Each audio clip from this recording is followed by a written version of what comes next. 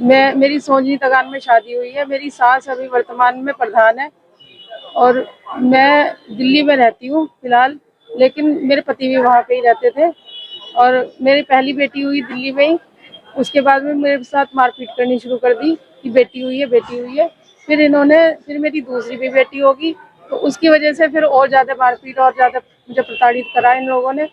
और अब बेदखल कर दिया अपने लड़के को। किसी ने तो लड़की लड़की है और लड़के को बेदखल कर दिया, मेरी बेटियों को मुझे भी कर दिया, लेकिन लड़के को वहीं रख रखा, मुझे घर में घुसने नहीं देते और बहुत मेरे साथ बदतमीजी करते हैं। और मुझे मेरे माँ बाप ने एक मकान लेके दिया था दिल्ली में, जिसका लोन इन्होंने अपने नाम करवाया था। लोन ये देते थे, थोड़े दिन दिया इन्होंने, 1-1.5 साल।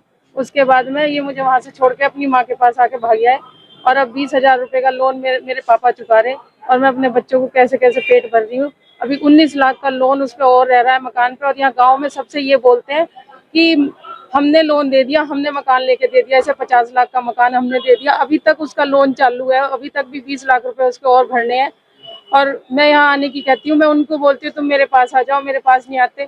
दूसरी औरत रखी हुई है घर में। और अभी कुछ दिन पहले, 5-6 महीने पहले भी एक औरत के साथ संबंध थे। उस औरत ने रेप का इल्जाम भी लगाया इनके ऊपर। और उस औरत ने रेप का इल्जाम लगाया, उसको पैसे वैसे दे के थाने से इधर उधर रफा दफा कर दिया उस केस को।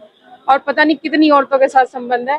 और मेरे बच्चों को, मेरी लड़की 12वीं क्लास में पढ़ रही है और मेरी छोटी लड़की भी 5वीं क्लास में पढ़ रही है। मेरी बच्चों को बिल्कुल भी कुछ खर्चा नहीं देते। अब कभी दे दिए, अभी कुछ दिन पहले से, अभी 5-4 महीने पहले से उन्होंने मुझे 3-4 हजार रुपए महीने के, मेरी लड़की को जब बहुत गिड़गिड़ा के रो पीट के मांगती है तब थोड़े बहुत पैसे देते हैं, वो भी 5-4 हजार रुपए। मेरा गुजारा नहीं हो पाता जी उसमें बिल्कुल भी। और मैं बहुत परेशान हूँ। मैं अपने बच्चों को कहाँ लेके जाऊँ, क्या करूँ? सरकार ये कहती है बेटी बचाओ बेटी पढ़ाओ। मैं कहाँ से तो इन बेटियों को पढ़ाऊँ और कहाँ से इन बेटियों को बचाऊँ? मैं इनकी इज्जत की कैसे रखवाली करूँ अकेली? वो आदमी जाके अपनी माँ की गोद में बैठ गया और मैं कुछ नहीं कर पा रही हूँ।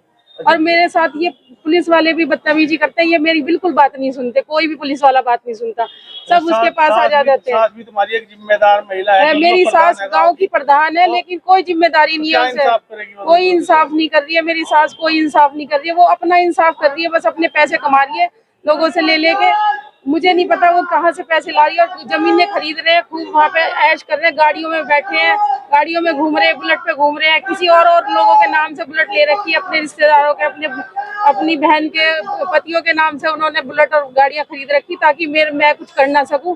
और अपने बेटे को भी बेदखल कर रखा ताकि मैं कुछ ना कर सकूं और मेरे हाथ बन जाए। मैंने केस भी डाल रखा दिल्ली में इनके ऊपर, लेकिन उसका भी कुछ नहीं हो रहा फायदा। वहाँ पे भी केस पे भी नहीं जाते।